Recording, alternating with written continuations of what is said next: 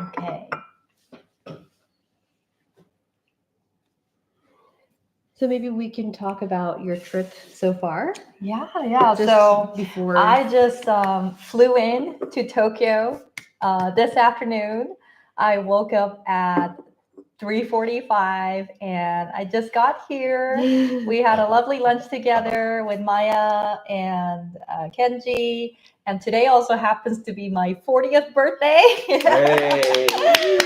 Yeah, thank you. So it's been wonderful here. So yeah, could you tell us a little bit about where we are right now? Sure, yeah. So welcome Hanul to Communica's office. I don't know how to change the camera, but Oh, there we go. Okay. Yeah, which is in kind of Omotesando, Harajuku area. And we're very excited to have Hanul come visit our office. this is really nice. Yeah. And before What was this? Oh, people are commenting. It says like, "Hello, everyone. Happy birthday. Oh, thank you. Have yourself an amazing day." Oh, thank Wow. you. Maybe we can also have Watch it here. screen Okay. here. Yeah. Oh, there we go. Wow. So maybe. Now I can read. Yeah. We can read. Ramesh. Oh, hi. Happy birthday. Thank you. Wow. Can you hear me okay? Can you type yes if you can hear me? Okay. True. Yeah. I'm gonna check on the camera. Okay. Oh, it says yes. Thank you so much. Oh, yes. Thank you.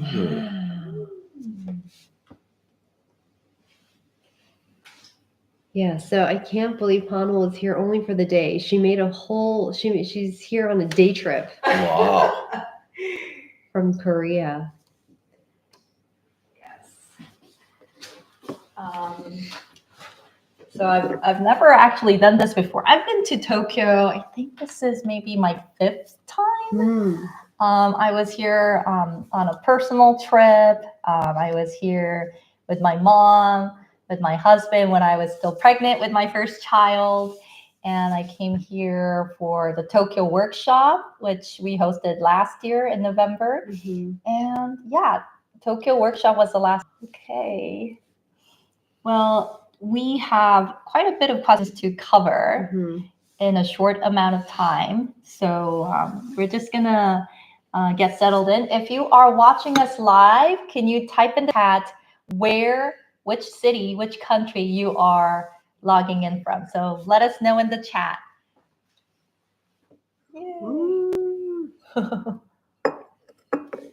Okay. So,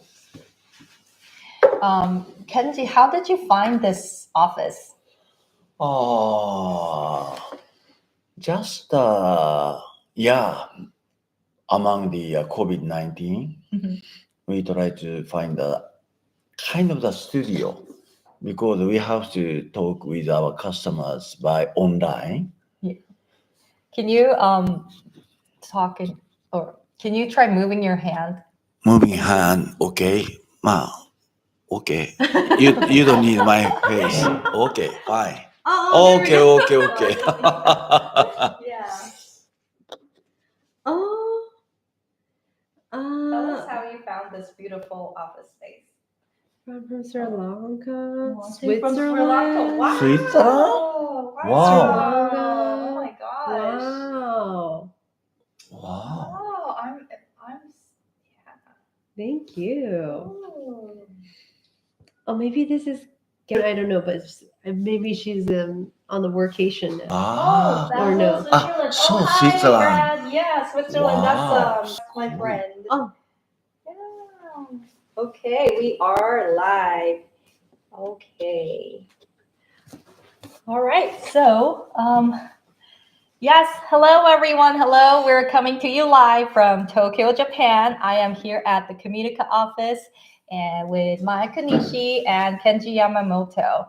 So this Q&A is for people who have either attended the Power Talk last month in person or online, or if you have seen some clips on Instagram and you were really curious to find out what we talked about, Now is the time to do some rapid fire Q&A.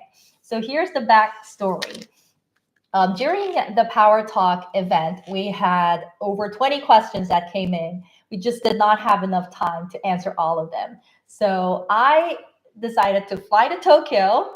I flew in today. This is a day trip. And so I am sitting down with Maya and Kenji to answer the questions that were not answered during the Power Talk. So we are going to do the questions that were submitted, pre-submitted first. And once we're done, we're gonna spare some time. Type it away in the chat. And we see people logging in from Sri Lanka, Switzerland. So And from say hello. Japan. すごい。 Yeah. Fukui. Oh, Fukui. wow. So Maya, Kenji, would you like to say hello to the viewers? Hello, Hello. Ruby. Whenever. Oh, there we go. Hello. Hello. Hello. Welcome to our office. And Hanul, welcome to Tokyo. We're so excited to have you here. I can't believe that you're spending your birthday with us. We're so thrilled and so honored to have you. And yeah, we're just very excited to see what happens in this hour. Yeah, could you tell the viewers like what you do? Oh, okay. So like people a are not self-introduction. familiar. Oh, right. Okay. So this is Communica's office where we teach English and leadership to mainly Japanese people, but some non-Japanese people as well. And this is a place for people to gather and learn about. Sorry, I keep. I have to go out. It's okay. That's okay. It's okay. For people to maybe take on a new challenge or step up their career or just kind of hopefully become more successful. That's what this office is for. Okay, so Kenji. That's great. Yeah, I established this company, but now CEO is Maya. I'm just a chairman, work for Maya. I'm just a coach for leadership. Welcome to our session. Thank you. And happy Yay. birthday. Thank Hanul. you. Yeah. Today is my 40th birthday. Oh, yeah, I am celebrating my 40th birthday with Maya and Kenji. It's been so special. And let's get to the questions because we have a lot of them. So, question number 1. For all the speakers, when you look back, what was a key factor that helped you make an important leap in your career? Okay, Kenji, let's start with you. Okay. There are many things. If I pick up one, maybe that was a moving company from IBM to Oracle. Okay, we need you to get Because it. originally, when I joined IBM, I imagined I work for the IBM for entire my business life. That means more than 40 years. But when I was 35 years old, I moved to Oracle. Suddenly, my responsibility or human relation is getting bigger, directly working with the global people. I believe that is the biggest one. Thank you. Okay. Yay. Maya, what was I think a key factor that helped me make an important leap in my career was quitting my banking job. That was the first job that I had. And I thought that I would be an investment banker for the rest of my life. But I'm glad that I decided to take the leap of faith and start working as a freelancer and now CEO. Yeah. So for me, it was being a mom, becoming a mom. So before I became a mom, I had all the resources available, like time was on my side. After becoming a mom, I have limited resources, especially time, which motivated me to start my own online business. My baby was 7 months old. I couldn't find a full-time job. I couldn't even find a part-time job. So I thought to myself, what can I do with just a laptop at home? That just did not take a lot of investment to start a company. So that's how BBB was born. So for me, it was becoming a mom. All right. So second question, why are you guys in white today and why not Kenji? So this was a live question we got. on November 19th. If you have seen the replay, we were all wearing white except for Kenji. And you might be wondering today, why is everybody wearing black? So let's answer the first question. Why were you wearing white? Just because, well, so we were talking, Yeah. what is the venue going to be like? And and I asked Han, well, what colors should I avoid? And then you said like dark colors. So I thought, okay, why not go with white? Yeah. I did pass the message on to Kenji as well, but he said that he wanted to stick with his black routine. Yeah, because I'm Apple. Oh, you're from Apple. You're Apple. Every time formal means black. Formal means black. Oh. That's it. Okay. I wore white because I knew the backdrop color was going to be blue. And, my hair is long. It's pretty dark. So if I'm wearing black, I didn't want to blend in with the background. There was no special meaning for the color choice, but that was the reason. And today I thought, okay, I wore white last time, wear black. And also coming from a television background, I care a lot about the visuals. And when I saw Maya's video recording, I noticed that you had a pretty warm white background. So to give that contrast, I wore something dark today. And the coffee cup is white. So I did my homework. Wow. Because you don't want to blend in with the background. So you just want to make sure the face is popping out. So people are paying attention to you. You're kind of wow. Yeah. So that was the reason. Didn't know. Yeah. All right. Next question. We're question number 3. We have 20 questions to go. What are the appealing points for you to live as an entrepreneur? Kenji? Until 50 years old, I was just a business guy working for a big company. That's it. So what I can say, I established a Communica when I was 50 years old. I established this kind of very curious, strange, unique company. That I can say I'm an entrepreneur. That is the answer. Yeah. Why do you love being an entrepreneur? It's a long stories, but I was an engineer. I'm very familiar with the technology. Yeah.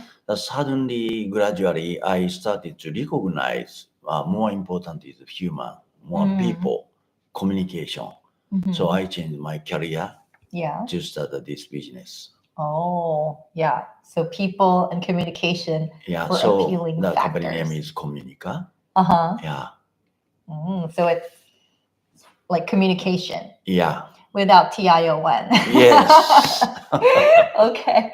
What about you, Maya? So if any of the listeners are considering should I start my own company or should I quit my day job, then I think that one of the perks of running your own company is being able to manage your own schedule. That was a huge one for me because when I was in banking, it was set hours and you couldn't leave the office, at your own will. You had to go and seek your boss and see if it was okay for you to leave. And so, I think that really relieves a lot of stress. When you have to work, you want to work. So you're going to work hard, but you don't have to work all the time. And you don't have to work 9 to 5. You can work whatever hours you want to. Yeah, when you feel the most productive, most creative. Exactly. Yeah. And that may not be during those time hours, That's true. And that's why I may be able to play golf on the weekdays and then work on the weekends. Yeah, whatever works for you. Yeah. You set the rules, you set the terms. Right. For me, the appealing points as an entrepreneur, and this kind of goes back to my personality. I love results, and I'm a very results-driven person, and I love getting results fast. So I don't really do well with jobs where there's a lot of process and authorization before you see the actual finished product. Yeah. So being an entrepreneur, you really can do things with speed, with velocity. if you have an idea, you can just act on it. Mhm. Like this, for example. Mhm. I had this crazy idea. Right. I'm an entrepreneur. I don't have a boss. I'm my own boss. So I can go and take action. The power talk was born out of just an idea, just a Right. conversation. Right. And I said, okay, let's find a venue. Let's hire the video guys. Mhm. Let's get the landing page set up. So I love being able to execute an idea and get results Mhm. in a fast way without someone going through Like the authorization authorization. process and like having to explain why the idea is a good idea. Yeah. So, well, I'm now kind of like a solopreneur, Mhm. but if BBB becomes bigger and there are more employees, I'm sure there will be some checks and balances. Right. But right now, I'm taking advantage of, doing it almost, without any block. What do you call them? Like people In the way. People in the Without way. any bottlenecks. Bottlenecks. Yeah. All right. So question number 4, when you have trouble with your employee, how do you handle your employee? For example, Maya wanted to quit more than 100 times. How did you do? So I think this question came up because at the Power Talk, Maya explained that she was fired Mhm. by Kenji more than 100 times. Mhm. This is before she became a CEO. And the question is asking, when you have trouble with your employee, i.e. Maya, How do you handle how do you it? handle that? Okay, so my philosophy is very simple. Number one is listen. Listen very deeply. Mhm. And the second one is empowerment. No argue, no score something, nothing. Listen and empower. Because I know better than my employee. Because I'm old, I have a more experience. So that is my style. Listen and empower. Okay, listen and empower. Okay, so I think this question was for you, Kenji. So we'll move on to the next question. Question Okay. number 5. What is the best thing you did in your 30s that you think everyone else should do? Huh. This is a really interesting. You should start because you just turned 40. So Oh my God. yeah. I did. I just turned 40. So looking back to your 30s, Mm. welcoming this day. Oh wow. I don't have one answer, Maybe but the best multiple. thing was to not take no for an answer. Basically, after I became a mom, I keep going back to that story because being a mom has been a turning point in my identity. I first gave birth to my child at 35, at the second one at 38, almost 39. So my life before and after the baby is very different. So one of the best things I did was giving birth and not taking no for an answer. So when people, even like society tells you, oh, you should do this because you're a mom, or all these restrictions that were placed on you because you're a mom.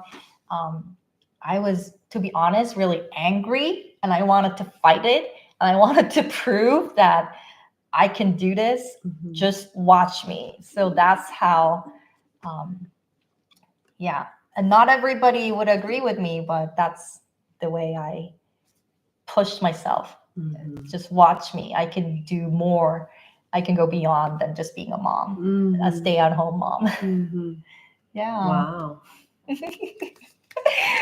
Yeah. What about you? What's the best thing you did in your 30s? I think, well, partly kind of going back to the perks of being an entrepreneur, for me, health is very important. And in my 30s, I started taking more naps whenever I felt like it. Yeah.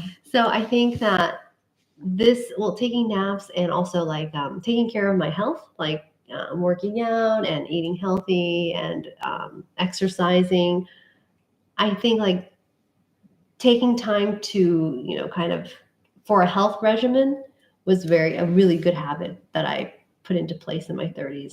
Because I think I was more like free in my 20s, kind of like You stay didn't up take late care or of yourself. I've always been a health freak, but but less, I could stay up later, or I could go out and like stay out all night, but like I don't do that at all now. Like sleep at a certain time, wake up at a certain time. That's Like so important. Yeah, taking care of your health. What about you, Kenji?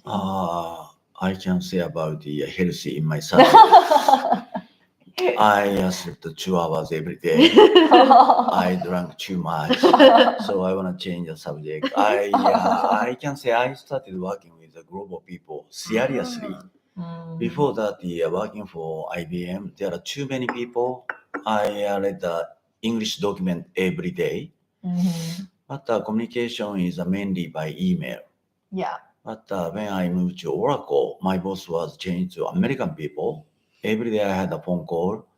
I had started to hire American people, Indian people, English people, Canadian people. All of the people working with me, more than 50% is a global people. Yeah. So that's it. I can say that was start my global business. Oh. So I encourage everybody. You should start working with more globally. Just for lunch, just for travel. No, you have to work every day with global people. That's my suggestion. Yeah, right. So now with the onset of online meetings, you don't need to have this geographical barrier to meet and interact with global people. So great advice. Moving on to the next question. Ooh, this is a good one. What would you choose? What you love or what you are good at? Ah. I think the simple answer for me would be you can't choose. I think you should do both. It should be an element of both. You should do what you're good at and what you love at the same time. And usually I think those two things coincide. If you love something, then you do it more. So you practice, like you're gaining practice as you go along, and you become good at it. True, but I also I have seen people who love something, but they're not really good at it. But Really? They just love like it. a hobby. Like a hobby, but it's not up to that professional level where they can really monetize on it. So that's very unfortunate. Yeah, but like I have a passion. I love art. So up until high school, I was an art major. Like I almost went into an art school, but I decided not to pursue it because my mom, she majored in art and she saw me and she's like, no, you're not going to be a fine artist. So I was not good at it to the point where I can really make money, like make a living, artist, become an artist. So really, yeah, do something that you love. But I also sometimes people don't have a very accurate picture of their skill set. So what I did was I started with what I was good at, and then just test the market. Right? Let's say you make these jewelry, you make a sample. Go out on the street and sell it. See how many people buy it. If no one buys it, no matter how passionate you are, you love jewelry, like the market is not responding. So BBB, when I started, I taught MCs how to become better at hosting events in English. And here's a secret, guys. MCing was not my passion. Oh. I didn't do it because I was passionate about emceeing. I did it because that's what people wanted to learn from me. I wanted to teach people how to interview and how to be on television, but number-wise, there were more MCs who needed help than people who were going to appear on television. Right. So I'm like, okay, so I will share what I know about emceeing skills, and a lot of the skill sets from TV is transferable. And right now I am pivoting. I am helping non-native speakers show up confidently on stage, more in the business professional realm. And don't take this the wrong way, but English is not my passion. I'm not a language nerd. You're shocked, right? No, I'm sad. But what I am obsessed about, I'm passionate about transformation. I'm passionate about seeing someone transform from an insecure has this inferiority complex to Mhm. someone who can thrive and just really realize their value. And English is just a medium. MCing is just a medium. All I've been doing is I was helping transforming people to take that courage to become that confident version of themselves. Mhm. I can teach them how to do MCing in English. I can teach them how to speak in English, or I could teach them, how to be a mom and a businesswoman. So the tools can be different, but my passion has been the same. The thing is, so here, let me just tell you a little bit. I love stickers. So when I was a stay-at-home mom, um, BBB was 1 out of 10 ideas, 10 business ideas I tried. And the 9 business ideas that failed, one of them, I was selling Halloween stickers online because I just love stickers. Wow. And I couldn't find pretty stickers in Korea. So what I did was I went to Amazon. I bought like 500 the huge rolls of Halloween stickers. I opened up a coupon, which is kind of like Korean version of Amazon. Okay. I become a coupon seller and I started selling stickers online. No one bought the stickers. Wow. But I thought it was really cute. So my first advice is test the market to see if your people responds. And then if you are really not passionate about that, then you should think of something else. But that is my personal take on. Interesting. Oh, interesting. I didn't know. Yeah. So I mean, you're kind of like an entrepreneur at heart. You like doing business. I guess I never saw myself as an entrepreneur. But you have that spirit. Yeah, but I do believe if you do something, but if you're not making any money, it's a very expensive hobby. So I want to make some money by working, right? I'm not a philanthropist. I'm not doing like a nonprofit work. Of course, nonprofit is great. But at the end of the day, you want to get monetary compensation for what you have to provide. But if that's not what people want, no matter how much you love it, you think it's great, it's not going to work. So that's been my Okay, so this is a very good question. Yeah. What about you? Yeah, your story is too interesting. Yeah. I lost my word. So kind of like going, I'm kind of in a very opposite situation as what you were saying, because I'm like a language nerd at heart. That's why I love like studying languages, and I think I was good at learning new languages also. So I can't see myself being an entrepreneur in any other field. Like I want to be an entrepreneur in this. This is the only thing I couldn't do stickers. Like for example. Yes, I still have stickers. I want more.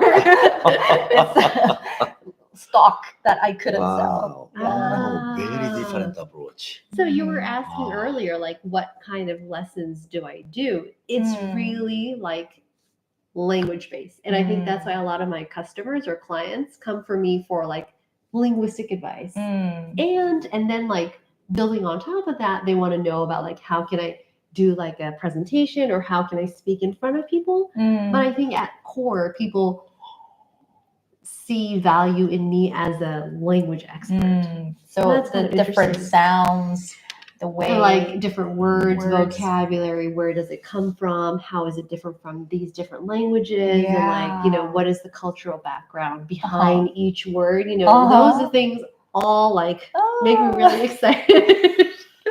So it's my hobby. So work is my hobby. Oh, that's awesome. Yeah. So this was a very nice question. Yeah, this is a good. Yeah, thank you so much for submitting this question. Whoever submitted that. Too bad we didn't. Because I didn't know. I mean, I thought you were like an avid MC. Like, no.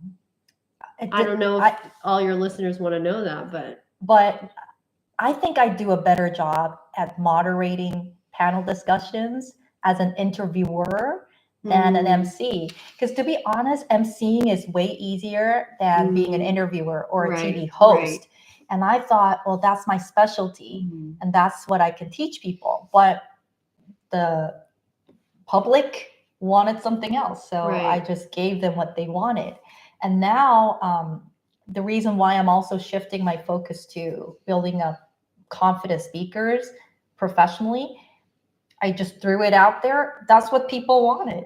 And maybe some of you are watching this because you saw me on Instagram, you saw my reels, something that clicked. I'm like, yeah, this is what I want to become. This is what I want to do. So I'm just basically giving people what they want. Because at the core, I want to transform people. I want them to have this life-changing jump. And if that's what people want, English, then that's what I give.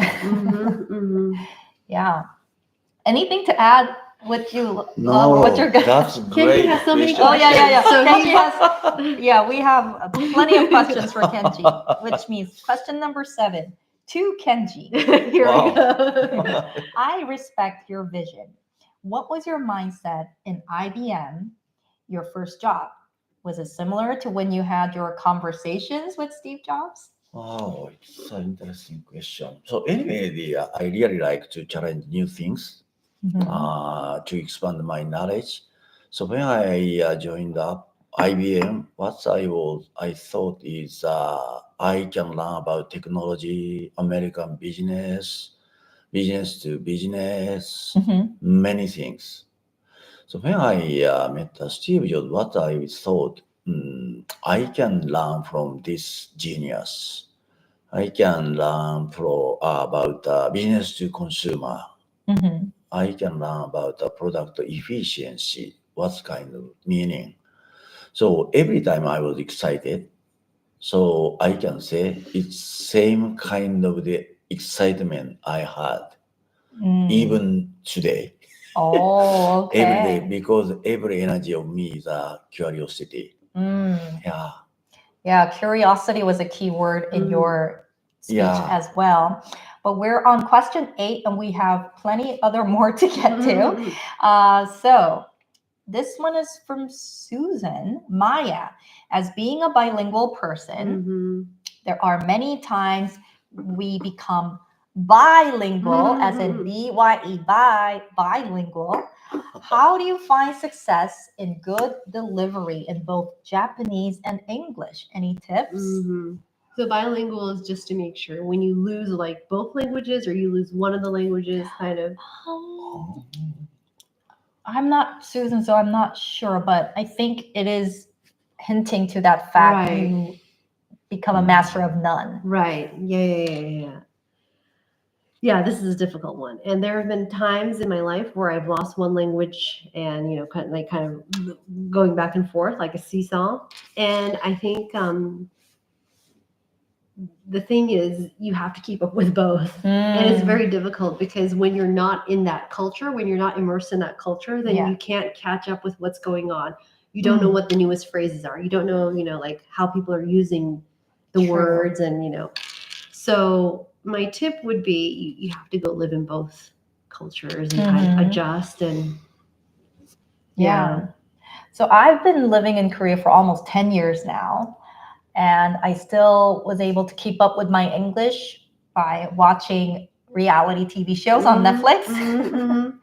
And I've spent too many years outside of America, and on these reality TV shows, these girls are saying like, oh, I'll be your DoorDash. Let's DoorDash. I'm like, what's DoorDash? Right? Yeah. So it's kind of like food delivery thing. So these like new vocabulary words that I don't know that everybody knows now. I was able to pick them up. And also I take a lot of online courses, those of you who know, and we have small accountability groups. So when I was building BBB, I was part of this accountability group where I was meeting every week. I woke up at 5 a.m. every week with my partner in California and a partner in Canada. So when I was talking to them, I was able to pick up their phrases that maybe was kind of rusty for me. So that helped me keep the balance although I was physically not living in the US for such a long time. Mhm. Yeah. And I think when you're in that, like if you're in Korea or if I'm in Japan, you also need to focus on like adapting to that culture Yeah. and those phrases and what goes on in that country and culture. So I think it's just a lot of learning constantly. Yeah. Also, okay. Keep So, it short. yeah. Question 9. How do you discover your true strength? There can be a gap between how you see. Kind of going back to that Yeah. previous question. Mhm. Yeah. I think you were saying you have to try it out. Like you have to see, what the market is asking and if you're actually qualified to do it. So Mhm. I think you have to, I know it's scary, but you need to get feedback from people. You Yeah. also need to I guess it depends on what your field is, but Mhm. like for example, I'm thinking golf. Like if it's golf, then you need to participate in a golf competition and see how you do against your other peers. Or like for me, when I was growing up, I entered in a lot of like speech contests, English speech contests. And so I knew from that experience that I was a good English speaker. That gave me more confidence. Mhm. So I think you need to like go out into the world and see like Yeah. what Where the you world, stand? what your market value is, kind of. Yeah. Also, like on the subject of discovering your true values, yeah, sometimes I can be my biggest critic. Mhm. And there were 3 females who believed in me more than I believed in myself. And they are my mom, my sister, and my friend. And they all thought I was way better than the way I perceived myself. So you do need those people in your life who would believe in you more than you believe in yourself. And belief can be a very spiritual thing because you have to believe in something that is not there, right? You can't prove or convince someone to believe. Yeah, to have the absolute belief is to believe in something that you don't see. And sometimes you need someone else to tell you that. So my quick tip is, I know this is scary, but maybe find 10 people on your phone book or even 5 and just text them like, hey, I'm trying to do this exercise, or like I have this homework. What do you think my strengths are? Just ask them and see what they come up with. And you might be surprised. Yeah. Kenji, what about you? Wow, it's tough question. Uh-huh. Yeah, because honestly speaking, I don't know what is my strengths Oh, Interesting. at this age. Oh, Looks like I can do anything, but yeah. everything is not the professional level. It's the Mm. same for sports. I can do anything, Mm-hmm. but everything is not the professional level kind of things. I'm a kind of multi talented people, Mm-hmm. but if I say my strength is a think why, that is equal curiosity. Yeah. I never believe very easily. Oh, People okay. say something, even the president say something, Uh-huh. I don't believe. My style is every time I think why. So I'm a guy who can accept any leader. I can be a people who can help people kind of things. Yeah. Still struggling to find my strengths, or I will die without any specific strengths. But you know what, Kenji, when I first met you, let's go back. Like it was the summer, and I was just having coffee with Maya at her hotel, and Maya didn't say Kenji was here or he was coming, and I've never met him before. I just knew who he was just by on the website. Okay, there's this guy and I know his name. But as soon as he walked in, and I tell this to everyone I meet, I felt the air changed when you walked in, and I just didn't know. You didn't even introduce him to me, but I just knew in my gut feeling, that's him. That's Kenji Yamamoto, right? And then I just felt like you come up with such a positive presence, that energy. even without speaking, you fill the room. Like that was that coffee shop at the hotel lobby was, pretty big, but I could feel like the presence and the air change. And you have that unexplainable energy about you. And when I talked to you, I felt like, wow, this guy is so positive.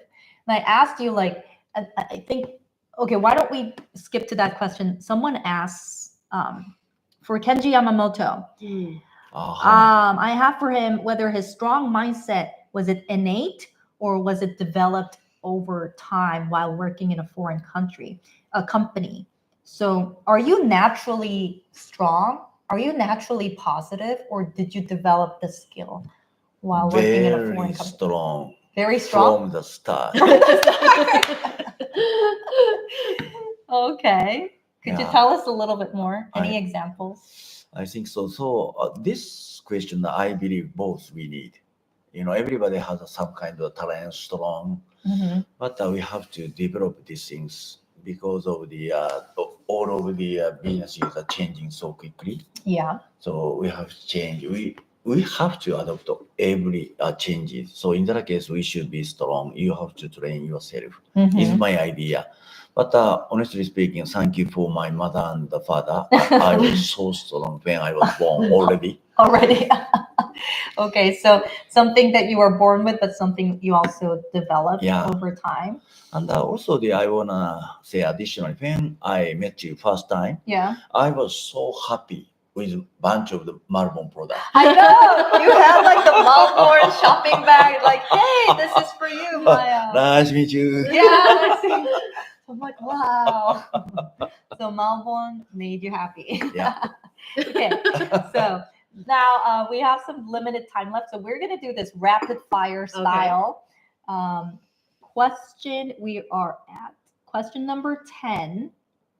Oh, this is a big question, but let's try to answer it in a short time. Question 10 asks, what was your greatest challenge and how did you overcome it?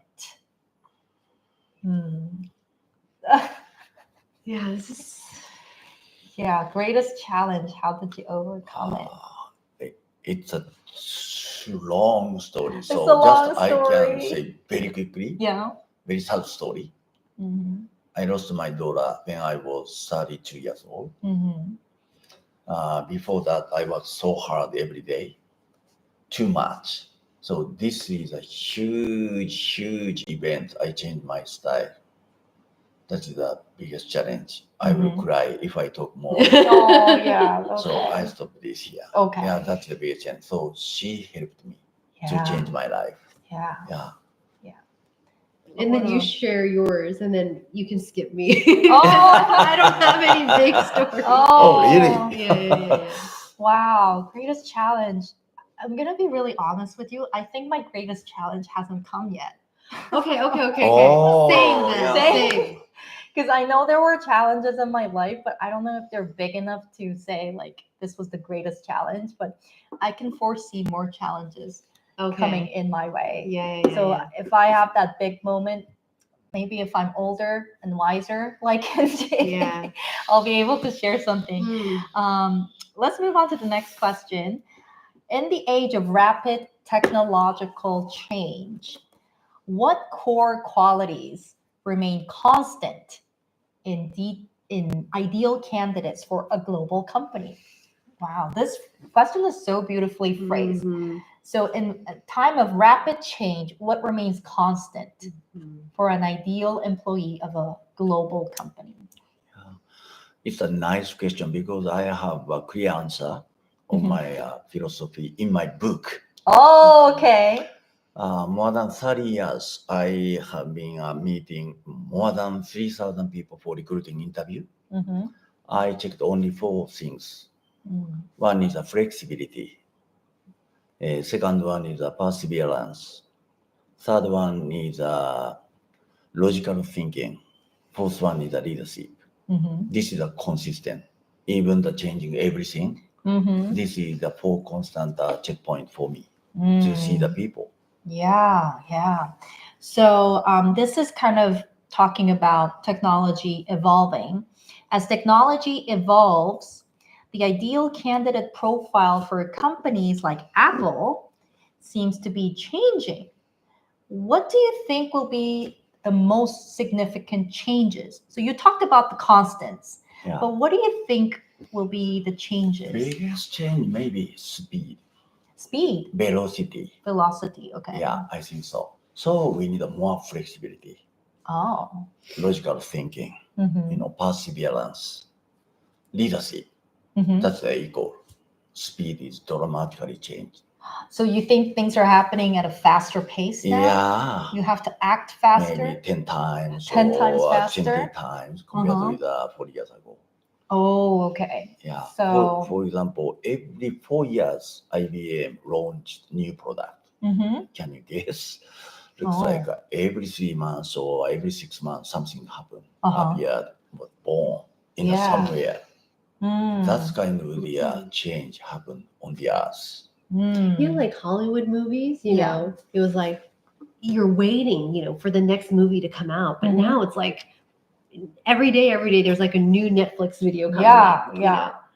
Or constantly there's new stuff coming up on your Instagram feed or, you know, Mhm. Facebook feed. So I think speed, just like everything happens so fast. Yeah. Also goes into flexibility. If you're not flexible enough, if you're like, I'm going to do this, but the world is changing this way, but you're going this way, and then next thing you know, you're so far behind. Mm-hmm. So even if you think this is the right way to go, you have to be flexible enough to adapt to. Yeah, people Changing have times. no flexibility, very easily be negative, Oh, okay. kind of a sacrifice feeling has, so people can be positive because they have a flexibility, I believe. Yeah.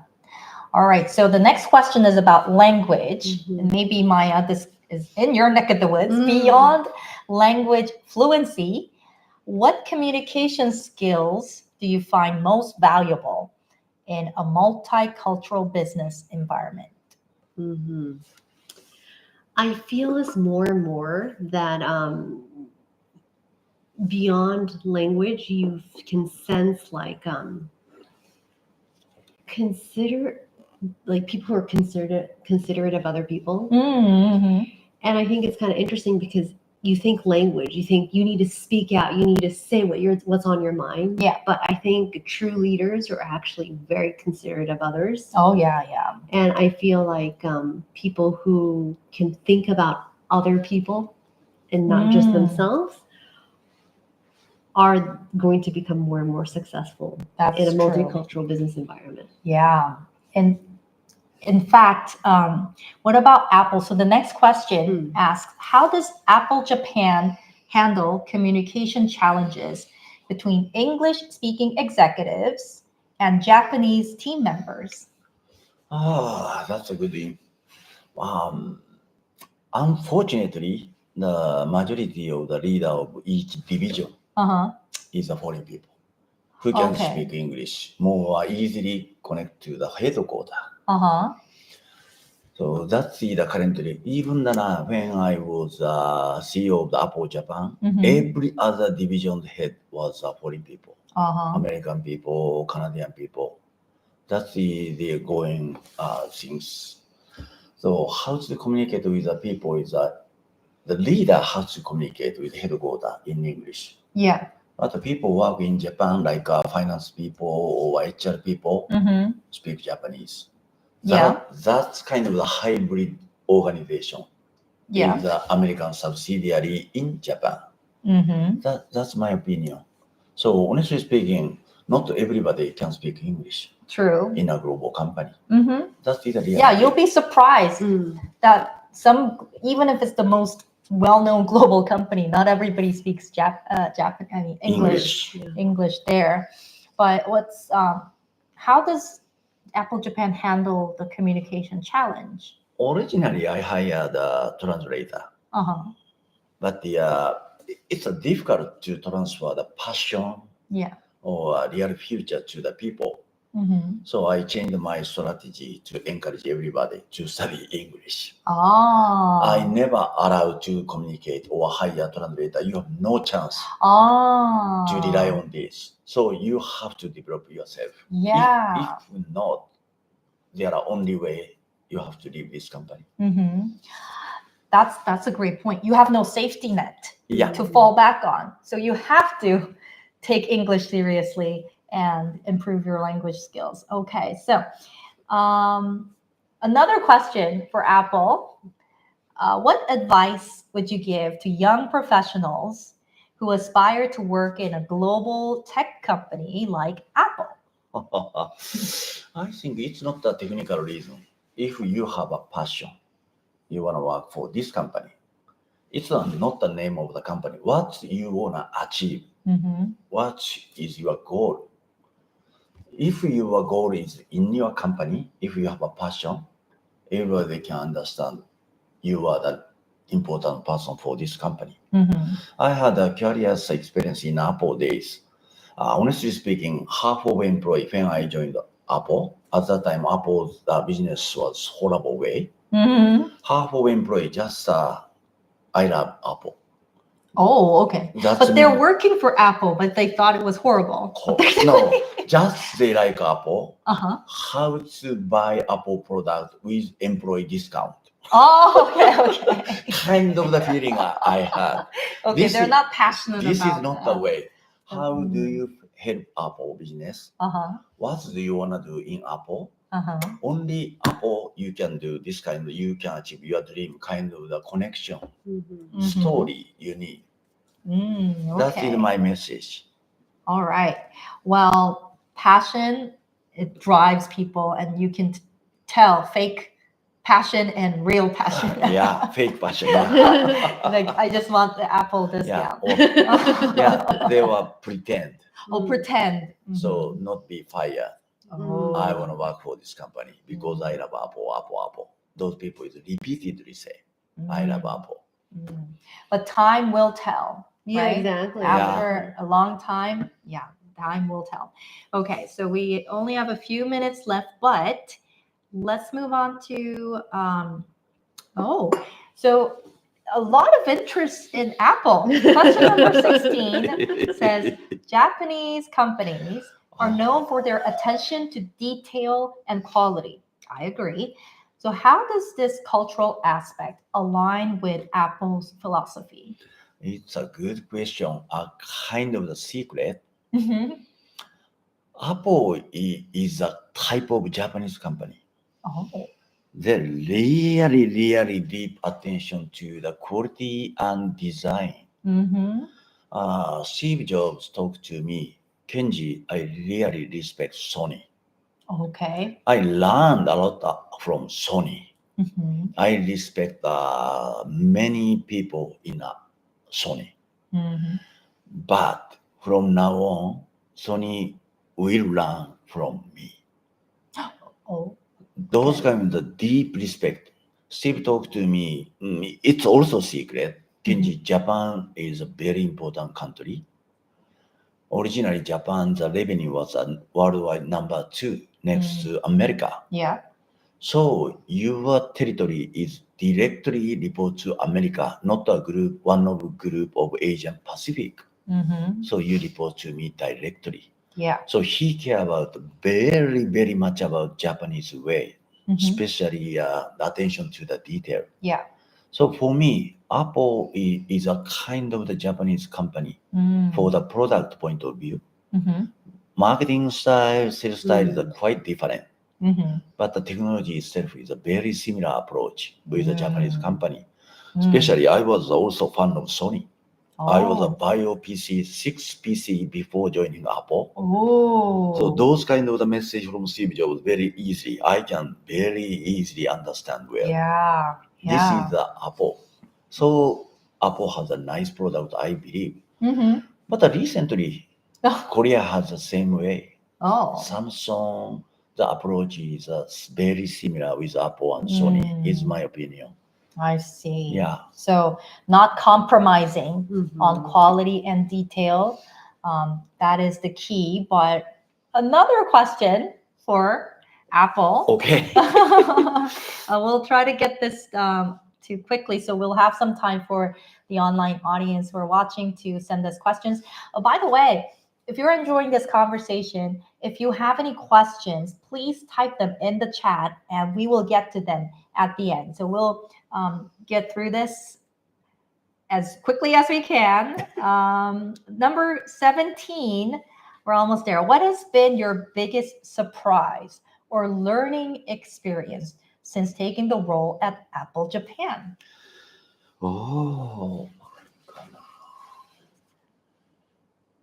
biggest surprise. Okay, many things. But a very important experience I want to share with you. After I joined Apple, Steve Jobs invited me the one secret meeting. The title was "Why Japan is so bad." Really? That was the title of the meeting Why invitation? Japan Japan is is so so bad. difficult to recover. Uh-huh. Just was four people, I and Tim Cook and two Mm. marketing people. Mhm. And the marketing people explained for 1 hour how they are doing great job. TV commercial, blah blah blah blah blah. Yeah. And I and Tim Cook was silent for 1 hour. Oh. And I prepared to be fired for this meeting. Okay. But during the meeting, Steve Jobs got mad to the marketing people. Mhm. Why what you was saying is correct? Kenji will be happy. Mm. What are you talking? One guy was fired at that time. Oh, okay. And after the meeting, Steve came to me. Mhm. Just one word he said to me, I couldn't forget. Kenji, what can I do for you? Oh. Never happened in a Japanese company. Oh, I yeah. was so surprised in Apple. This is the biggest surprise. Maybe more than 100 surprise I have. Wow. Oh, wow. Maybe you can write a book about my 100 surprises at Apple. Maybe Maybe like a ebook. Yeah, You know, maybe you can million download it. seller will be. Okay. All right. So next question asks, thanks to AI, it seems the language barrier will rapidly diminish. As an engineer, do you think it's still necessary to learn languages as we do now? So I guess Kenji can also answer that. Maya can No, also I answer. believe Maya. Maya? Okay. Yeah. So language barrier will rapidly diminish thanks to AI like ChatGPT. Mhm. Do you think it's still necessary to learn language as we do now? Mhm. I actually support a lot of students who want to do like speeches in English, and I help them create like a script. And a lot of them uses ChatGPT Yeah. to create it. But the problem is they can't just read it because they don't know the words. Uh-huh. They don't know how to pronounce the words. Mhm. So unless you can have ChatGPT also like do your voice for you, I think there's still kind of a little bit of a barrier left. Yeah. And I think the last thing is, do you want like to communicate with other people via like, okay, like, you show them your iPhone and then they show your iPhone and maybe that's how communication is going to be in the future. But I think like in the foreseeable future,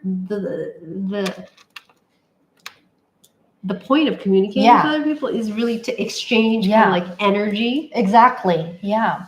So 2025, we're living in a high-tech, high-touch world where the demand for human touch is increasing than ever.